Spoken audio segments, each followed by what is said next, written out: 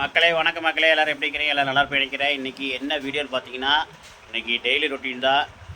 என்ன ஏன் வீடியோ வரல, எதனால் வீடியோ வரலன்னு நினச்சிட்டே இருப்பீங்க. எல்லாம் வேலையாக இருக்கிறனால கொஞ்சம் வீடியோ வரல. அது இல்லாமல் இடையில உடம்பு வேறு முடியாமல் போனாலும் கொஞ்சம் வீடியோ போட முடியல. அதனால தான் கொஞ்சம் இதாக இருக்குது. எதனாலனா எங்கள் ஒய்ஃபுக்கு வந்து பார்த்திங்கன்னா கொஞ்சம் ஆப்ரேஷன் பண்ணியிருந்தாங்க. சிசேரியன் பண்ணி குழந்தை எடுத்திருந்தாங்க. அந்த இடத்துல வந்து பார்த்திங்கன்னா ஒரு கட்டி மாதிரி வந்து மறுபடியும் ஆப்ரேஷன் பண்ண சொன்னாங்க.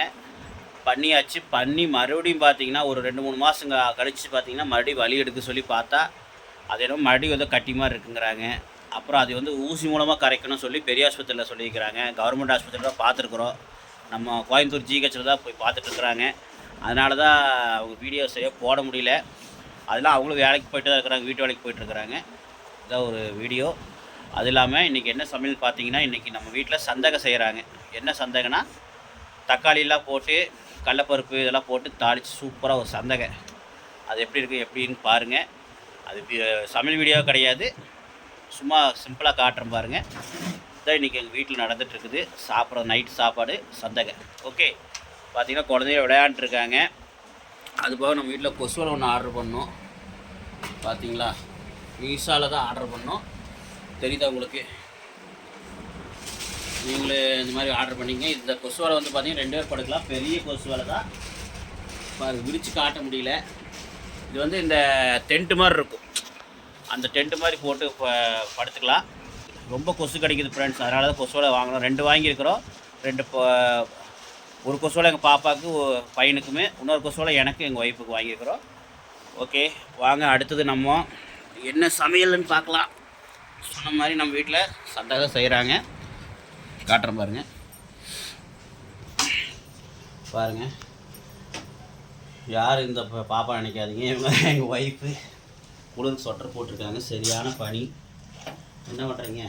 சந்தகை தாளிக்கிறேன். சந்தகை தாளிச்சுட்டு இருக்கிறாங்க. அவங்க உடம்பு சரி, அதனால தான் அதிகம் வீடியோ வரல. இன்றைக்கி ரெகுலராக வீடியோ வர முயற்சி பண்ணுறோம். எப்பயும் போல் எங்களுக்கு ஆதரவு கொடுங்க அப்படின்னு சொல்லிக்கிறோம். எப்பவும் போல் எங்களுக்கு சப்போர்ட் பண்ணுங்கள் ஃப்ரெண்ட்ஸ். கொஞ்ச நாளாக எனக்கு உடம்பு முடியாததுனால நான் கொஞ்சம் வீடியோ போட முடியல. ஸோ இனிமேல் ரெகுலராக நான் வீடியோ போட ட்ரை பண்ணுறேன். ஓகே, ஸோ அடுத்தடுத்து ஹாஸ்பிட்டல் வ்ளாக்ஸ் எல்லாமே வரும். ஸோ நான் தனியாக போகிறதுனால ஹாஸ்பிட்டல் இவர் வரும்போது இவர் கூட சேர்ந்து நானும் வ்ளாக் போடுறேன். ஓகே ஃப்ரெண்ட்ஸ் பார்த்தீங்கன்னா இங்கே பாருங்கள், சந்தக தாளிச்சிருக்கிறாங்க. எவ்வளோ அழகாக இருக்குது பார்த்தீங்களா? இந்த மாதிரி தக்காளி கடலப்பருப்புலாம் போட்டு தாளித்து செஞ்சிங்கன்னா சூப்பராக இருக்கும். இதில் வந்து நீங்கள் முட்டை உடச்சி ஊற்றி கூட செய்யலாம். கடலப்பருப்பு மட்டும் போடாமல் முட்டை ஒரு பேக்கெட்டுக்கு வந்து பார்த்திங்கன்னா ஒரு 5 முட்டை ஊற்றினாலும் 4 முட்டை ஊற்றினாலும் நல்லாயிருக்கும். சூப்பராக இருக்கும். முட்டை உடச்சி ஊற்றி செய்யலாம். லைட்டாக கறி மசாலா சிக்கன் மசாலா மட்டும் லைட்டாக ஒரு அரை ஸ்பூன் போட்டு தாளித்து விட்டிங்கன்னா அருமையாக இருக்கும். நாங்கள் இன்றைக்கி வெறும் தக்காளி மட்டும் தான் போட்டிருக்கிறோம். முட்டை வாங்கியிருக்கிறோம். முட்டை வந்து நாங்கள் பார்த்திங்கன்னா முட்டையும் வாங்கியிருக்குது. முட்டையை வந்து நாங்கள் பார்த்திங்கன்னா வேக வச்சுருவோம். வேக வச்சு அதில் வந்து வடை சட்டியில் வந்து எண்ணெய் ஊற்றி அதில் மிளகுத்தூள் கொஞ்சம் போட்டு முட்டையை வந்து பார்த்திங்கன்னா அதில் முட்டையை வந்து வேக வச்ச முட்டையை வந்து 2ஆக உடச்சி போட்டு தாளிச்சு விட்டு சாப்பிடுவோம். இந்த சந்தகைக்கு சூப்பராக இருக்கும். ஓகே, உப்பு இருக்கான்னு செக் பண்ணி பார்த்துக்கோங்க. வாங்க ஃப்ரெண்ட்ஸ், உப்பு இருக்கான்னு செக் பண்ணி பார்க்கலாம். கொஞ்சம் கூட சூப்பராக இருக்கும். கடலப்பருப்பு இதெல்லாம் கருவேப்பிலாம் போட்டு தாளிச்சா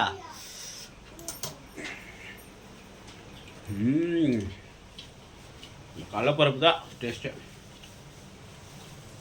சூப்பராக பண்ணியிருக்காங்க. நீங்கள் உங்கள் வீட்டில் வந்து இந்த மாதிரி செய்யுங்க.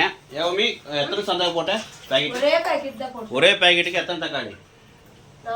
4 தக்காளி போட்டிருக்காங்க. வெங்காயம் 4 வெங்காயம் போட்டிருக்காங்க. தக்காளி இவ்வளோ பெரிய தக்காளி, ஒரு 4 தக்காளி.